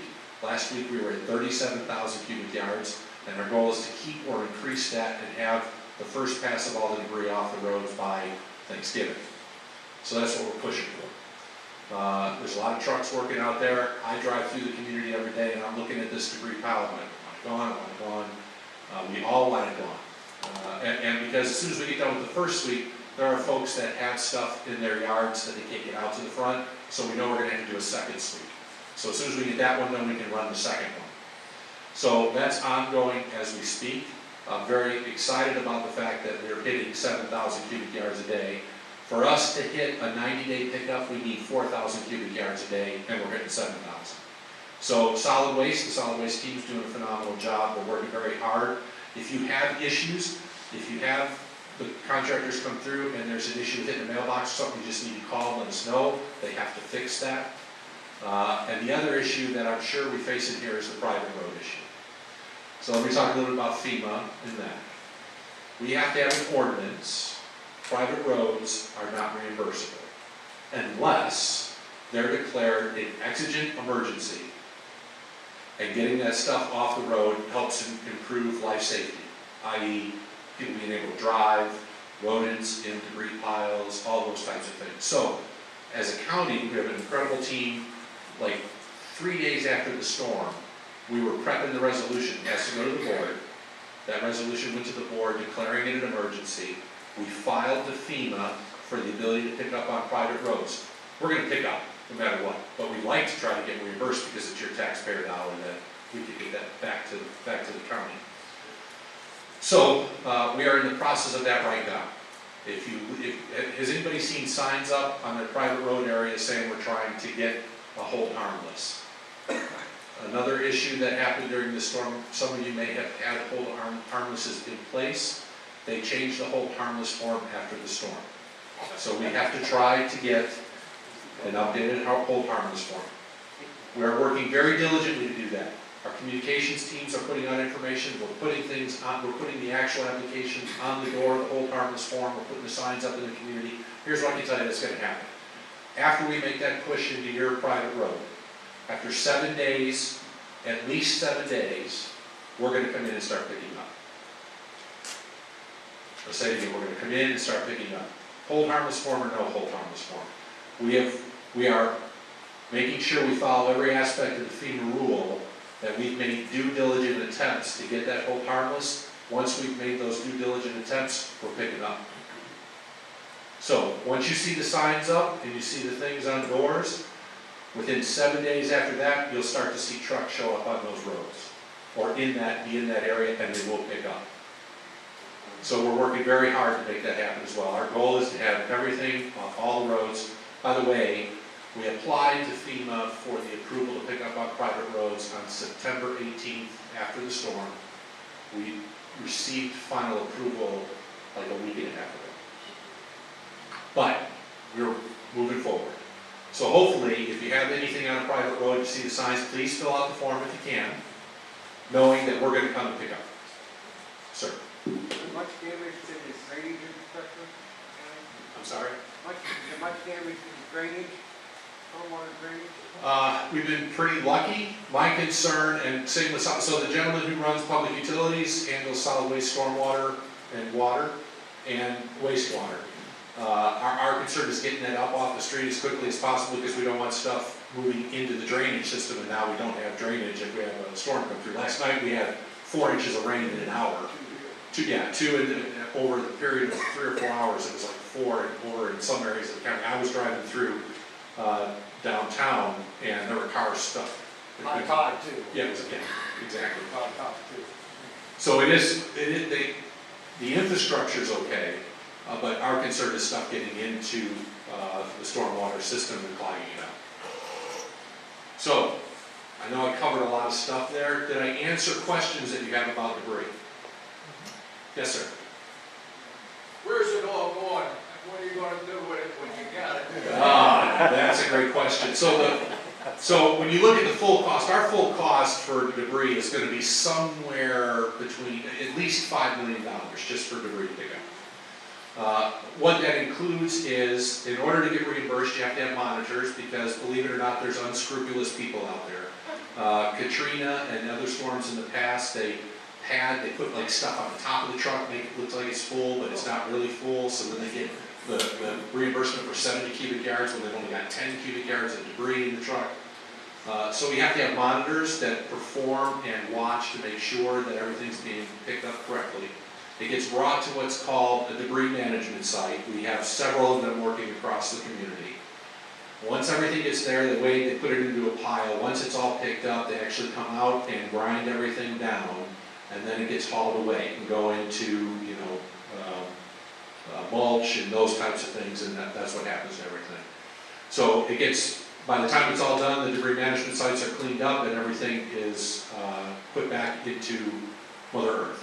We can use it for mulch and those types of things. That's a great question. Nothing gets burnt? Yeah, well, we don't generally burn. We grind it down and reuse it. I know there are some communities that do burn, but I'm not aware that we're burning. Not at this time. It's an option. We try to avoid that. What other questions do you have? Sir? This is not on debris, but when you talk about the shelters, are those schools in this building, are they hardened at the roof? Boy, I'm gonna pay you when we're done here. That's a great question. There were a lot of questions post-storm on why didn't we open shelters in certain parts of the community, why did we open the shelters we did, and everything goes back to the type of building. So Ed has a list of all of our shelters, and when you look at this, you see all of our shelters, and there's a little thing in there that says that, these are all of our shelters. You'll be notified which ones are opening. Most of our newer schools, so let's take Riverview High School as a great example, is built to what's called EHPA, Enhanced Hurricane Protection Areas. That's designed for Category 4, Category 5 storm. It's built to that level. We opened all of the EHPA shelters because we were looking at a potential Category 4 impact. We have some other older schools that have retro shelter shutters and things to the building, but the roofing system is still built to what it was built at. So we have a school that may be a shelter during a tropical storm that cannot sustain winds above 110, 120 miles an hour. We chose not to open that shelter for a potential Category 4 impact of 150 mile an hour winds. We wouldn't want to put people in a place we're not sure the roof will be able to handle that sustained winds. So that's why we didn't open all of our shelters. Ed talked about worst case scenario. The first day we're talking worst case scenario, and I'm like, open up all the shelters. Let's get ready for opening everything. Well, let's talk about what we can sustain, force winds, and what we can't. And as we talked through that, we made a decision. These are the shelters. As a matter of fact, Riverview we didn't open right away because Riverview's on the Philippi Creek. And it's actually in a zone where we could see surge from that, and we didn't open it until we knew for sure that the surge wasn't going to be above 10 feet. Because we're trying to make decisions, we don't want people to be trapped in the building. So, that's a great question. Thank you for bringing that up. Yes, sir. This facility is not a shelter because Prairie Creek is right over there. Yeah, no, it's not. You're talking about the potential of winds in excess of whatever, 130 miles an hour for 2, 3, 4 hours, and then hitting an eye wall, and then coming back the other way for another hour or 2 hours. And so, we really try to make sure, and there's a lot of things, a lot of codes and standards that we have to meet if we're going to declare something a community shelter, a building. So it's a great point. But this facility could be a shelter this facility could be a shelter post-storm, as we try to get our schools back online and return the community to normalcy. With power's not back on, people have nowhere to return home to, then we look for facilities like this and others that aren't needed for schools to shelter people until we can get them home. Thank you, Chuck. Great point. Yes? So Laurel Nokomis was not open, and Venice was overflowed with people. A lot of people had no place to go but up into Sarasota. What are you doing to find a place down here? So I mean, that's a great question. We work with the school district, obviously they're part of our partnership in identifying shelters.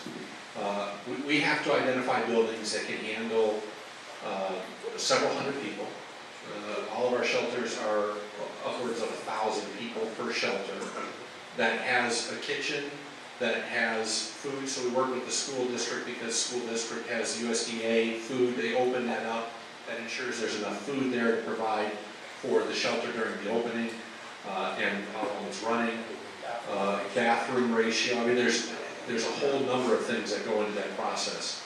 And so as Ed talked about, some parts of our community are in a lower area. People ask, well, why don't we open Taylor Ranch? Taylor Ranch is in a low-lying area, and if we get a lot of rain, which happens with a storm besides surge, you have flooding issues, the roof system, I mean, there's a number of things that we look at. So we look at wind, we look at what type of surge zone it's going to be, and then how much rain is in a low-lying area. And so you go to Charlotte County, most of their county is in A and B zones, which is why everybody was leaving coming up here. Our goal is to take a look as part of this process. So as we talk about after action, and that's where I want to finish. As we talk about after action, what lessons are we looking at that we can kind of identify that right now this is something we want to look at? Sheltering is one of them. Can we get more shelter space in the Venice area? Special needs, we talked about all the late registrants. We're also looking at how do we deal with communications. A number of folks said here that you're on Twitter or Facebook, but it was not a huge number. But most of the media is operating off of Twitter and Facebook. And in fact, when Ed gets up and does one of his presentations, they're live streaming it across Facebook and they're picking it up. And what's happening is our communication stream is running so fast now. Everybody wants information on every 15 minutes. Things that were happening back here in the stream were getting lost as we continue downstream in information flow. And so one of the things that I was talking with our communications director today, how do we get into a pattern that doesn't let this stuff get lost back here because we're onto the new things and the media's picked up this, but not this back here. And then our media partners did a phenomenal job. Everybody was watching Channel 7. Our media, they did an incredible job trying to keep everything, but there's just so much information. So how can we help them get that out in that process? So that's one of the areas we're looking at. Sir? Yeah, I'd like to go back to the prior question about the low density of shelters here at the Central Park.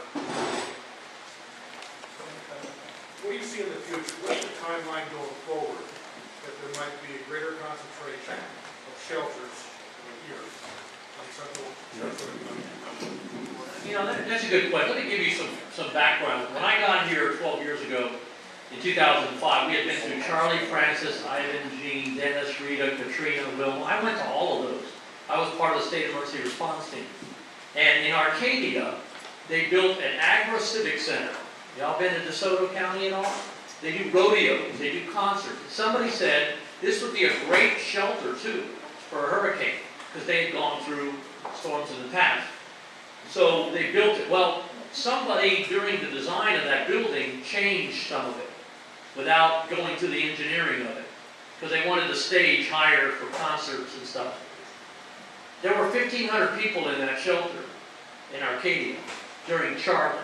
When Charlie went through there, the building started falling apart at 80-mile-per-hour winds. It was supposed to handle 150. The building collapsed, and by a miracle, 1,500 people made it into another smaller building, shoulder to shoulder, to ride out the rest of the storm. So when I saw that, when I got to Sarasota County, the shelter list had 35 buildings on it. Buildings like this, churches, other community centers. So we had an engineering firm go through and look at all the structures. And we rated them based on what they could handle, and we took a bunch off. And we kind of got points for the state for how many shelters we had in the past. Well, we took them off. So how did we go from 35 down to 22? Because those buildings aren't safe. I'm not going to put you in an unsafe building. Now, we can start. The way we do it is we start with the EHPAs that Rich was talking about. And those are further away from the coast in Northport and in North County. Okay, they're farther away. I'll put you there first. If the storm starts to be less of a threat, less storm surge, less wind, it's not going to be a 4, it's going to be a 2, we can start moving the shelters closer to the coast. Because it's easier to move you closer as the storm threat goes down than to have to evacuate you from one here and try to get you to one farther away. That's the mistakes that are made in some communities. Okay? To answer your question, we are working with the City of Venice. We work with the school district. Every year we look at their plans for new schools. We look at the potential. The problem we have is the elevation. From the Cape Hayes Peninsula up to Clark Road is very low elevation. You all know that. You may not be on the water, but that water can find you. If you're in one of those yellow and orange zones, that's up to 15 feet of storm surge. And if you've never seen storm surge, I've seen it. Katrina had 34 feet of storm surge. Ike had 24. Imagine that. That means water all the way to 75. And all the homes in this area underwater for a short period of time until it recedes. So we can't just put them anywhere. But we are going to look for opportunities. I was talking to a gentleman, I just came in from Orlando this afternoon for this meeting. I was at a meeting up there, and there's a gentleman up there from Pasco County. State Representative Mike Fasano, you all know that name? He pushed after Hurricane Charlie for a community regional shelter. And it's a community center, it's a health department building. They use it as a general shelter and special needs shelter during a storm. If we could build something like that here, that's at a decent elevation, that's built to the EHPA standard, it's a large building, it could be a convention center, a community center, and then during a hurricane it becomes a shelter. That would be great. If we can build more schools that are EHPA, we can do that. But they will not give us any funding for anything that's in an A, B, or C zone. In other words, we can't build a building in a red, orange, or yellow area. It's got to be green or purple. The ones that are in those areas can only be used for a tropical storm, maybe a Category 1 with no storm surge threat. Okay, but we'll work on it. Every opportunity we get, we will use it. Yes, sir. How about standby power in those facilities? Well, the special needs shelters have full backup generator power. The schools that are just regular shelters, it would have to be a financial decision and an agreement by all the taxpayers to be willing to pay about $1 million more for every school that's being built. That's what it would take. And the rationale there is we haven't used shelters in 10 years for this type of event. So you're putting a generator on a school at the cost of another $1 million for something that only operates Monday through Friday, 7 to 3, and not on the weekends or nights, just in case a storm comes. The maintenance of that generator, the fuel cost of the generator, the costs just go up, very high. It's something we can look at, but it's a financial decision too. One of the things that we're doing along the way with that is right now, every year you can apply for appropriations from the state. We're looking at that right now to ask for appropriations for hardening shelters or to build shelters or to add that type of power generation. So that's one thing we're looking at. The other thing I want to talk about is our after action, and you may have seen that in the news. I have over 30 years in emergency services. Our county administrator is a former fire chief and emergency manager, responded to wildfires in '98, storms in '04, worked across the state, was in Andrew down in Miami, and talked about the storms he's been in. Obviously, we have a lot of lessons learned from all of that. But as we look at our event, we want somebody to come in and work with us to look at what we did and identify are there things that we could do. And so we have been very blessed. I don't know if anybody knows who Craig Fugate is. Craig Fugate is the former FEMA director for the last 9 years. He came from the state of Florida, was an incredible emergency management director for the state under Jeb Bush, does an incredible job, very open-minded in what do we need to do. I've had the opportunity to work with him a couple times, so has Mr. Harmer. He has agreed to come in and be a peer reviewer on our after action. Additionally, we've asked for some professional staff across the state. So from the Florida Division of Emergency Management, their Deputy Director, Jonathan Lord, is going to come in and be a peer reviewer, as well as Alan Harris, who's an Emergency Management Director from Central Florida and Seminole County. And then from a city perspective, we've asked Manny Soto, who's the Emergency Management Director for the City of Orlando, they'll all be coming in to review our after action and help us identify lessons learned, recommendations, things that we can do for the future, where we go, what did we do extremely well, and who should follow some of the things we did as part of our response. So that's starting in the next couple of weeks, and we'll be working through November and December into January. A final report will be coming out at the end of January. But we expect some of those things like shelters to be something that we want to look at. Is there a way for us to find space or places that we can do that? It's a great question. And I'm sorry, Sue, you had your hand up. After Charlie, they wanted gas stations, certain gas stations to have their own backup generators. And evidently there was shortages of gas at many stations didn't have any power. Maybe not in this area, but throughout the state. There was plenty of power, but no gas. I don't know about anybody. So I'm like getting ready for a storm, and I'm like trying to drive home with like 10 miles left on my odometer, trying to find a gas station to get gas for my personal car. We had a real issue with fuel shortages prior to the storm. A lot of it was post-Harvey anxiety. That's absolutely it. Fuel coming out of Houston in that area coming over, and everybody leaving Miami and driving up through our area. I mean, I finally got gas at one station. There was not one person from Sarasota County. They were all from Fort Lauderdale and Miami. So it was an issue. But yes, we do have a state statute that gas stations that have a certain amount of pumps that are within a certain major state roadway or near an interstate have to have a generator or the ability to have a generator within 24 or 48 hours to be able to provide fuel. That's a great question. All right. Yeah, yes, ma'am.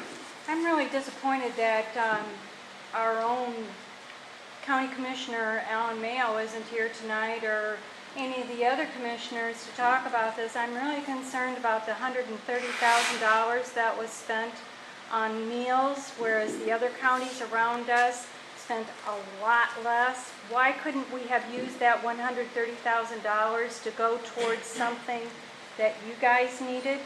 That's a great question. So let me try to address that. And this is what we're going to look at in the after action review. So, as I mentioned earlier, we're looking at a potential Category 4 storm. The amount of damage in the area, the lack of power, the inability for stores to open up post-storm. And so a lot of counties have what's called a contract for emergency feeding. That contract goes into play for this type of storm so that you can feed all the first responders post-storm. It's designed to ensure that all of our firefighters, police officers, people that are out there responding in the community, our public works can get fed post-storm, and we can continue to provide service. That also then feeds the EOC, or the Emergency Operations Center. We had over 350 or so people staffed at the EOC. We had a contract that was in place, that was put into place last year. One of the people that were part of that contract left the business, so we canceled the contract as the storm was approaching. We reached out to the person who had left the business. They were already working in Hurricane Irma, or Harvey, and so they said reach out to a contractor here in the city that they worked with, which was Paul Madison's. Well, Paul Madison has Madison's Restaurant. They have a whole disaster catering side that's designed, and they actually fed FPL and others across the state during Hurricane Irma. We reached out to Paul Madison. They worked out the prices that we paid were the same types of prices that were part of the contract before. It is expensive. You're talking about feeding in any environment, in any situation. They had to bring a truck in and have food there, and post-storm we immediately began feeding our T-FIT teams and others. As soon as the storm ended, we ended the contract once we knew we weren't hit. But yes, it was $130,000. Now, I would say Manatee County, what was it, $9,000 that they provided feeding for.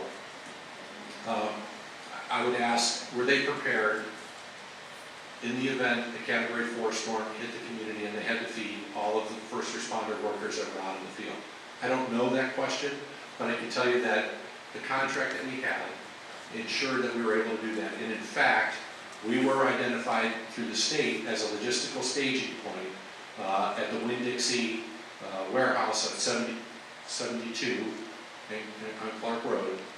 And they were gonna bring in all of the first response that we would need, things like USAR teams, if we had collapses, all the folks that would be coming here to support, and that would have been the feeding for them as well.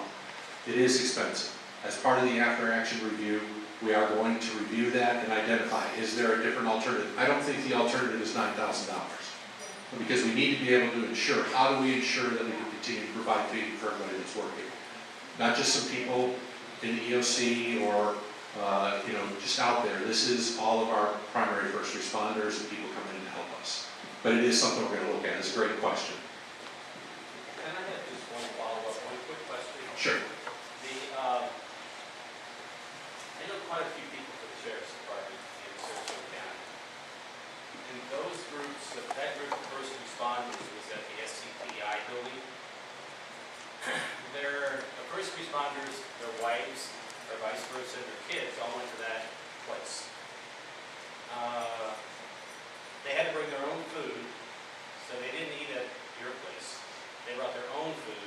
They were our first responders. They were working 14-hour days, 6 or 7 hours of sleep. Power went out. They had no generators. They had no AC. And those are our first responders. So kind of what you're saying is true. You took care of the EOC, but you did not take care of our first responders. And I don't think that's right. So that's a great point. We have firefighters in fire stations across the county. They brought their food in during the lockdown. I'm talking about the Sheriff's Department. They were at SPCI without air conditioning, without power, and without food. They had to bring their own food. So, Please look into it. absolutely. That's all I have to say. Absolutely.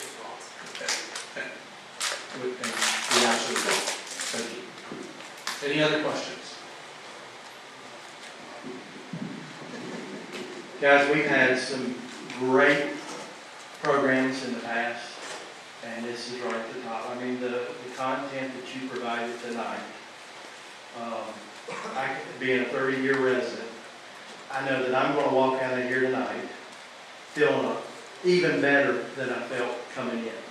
That we've got a whole organization that's really looking after the best interest of us, and I will go out and I'll be your biggest cheerleader, because I really, it's amazing the logistics and everything that you have to do, and what you accomplished. And it's like I said in the beginning, it's not perfect, but I'm blown away, after hearing this tonight. And I know you've just scratched the surface, and thank you. It's really. And real quick to close, to thank all of you that stayed. We've got a little party gift. We have 2 gifts. From Paradise Grill, to get out your little yellow ticket. But we've got Paradise Grill right up the street, and they are a wonderful partner for Naca. Very supportive from the day that they opened. And we've got 2 gift certificates to go have lunch or dinner at Paradise Grill. And Mary Beth Hanson, she's the owner. She lives right here in Nokomis as well. Wonderful lady. Go introduce yourself to her if you can. But Ed, I'm going to do you the honor if you'll pull out the, Chuck, I'm sorry. I know you look over. We look alike, but he's much We better. have 662347. Big left. Pick another one! Okay, 662339.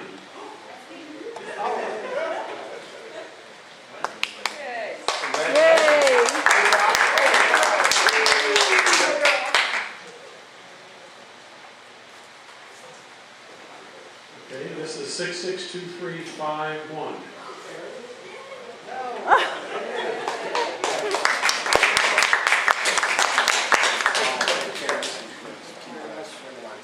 Okay, thank you for your patience. I know we ran long tonight, but it was just, there was so much to cover, and you guys were phenomenal. Thank you for being here tonight for us. We really appreciate that.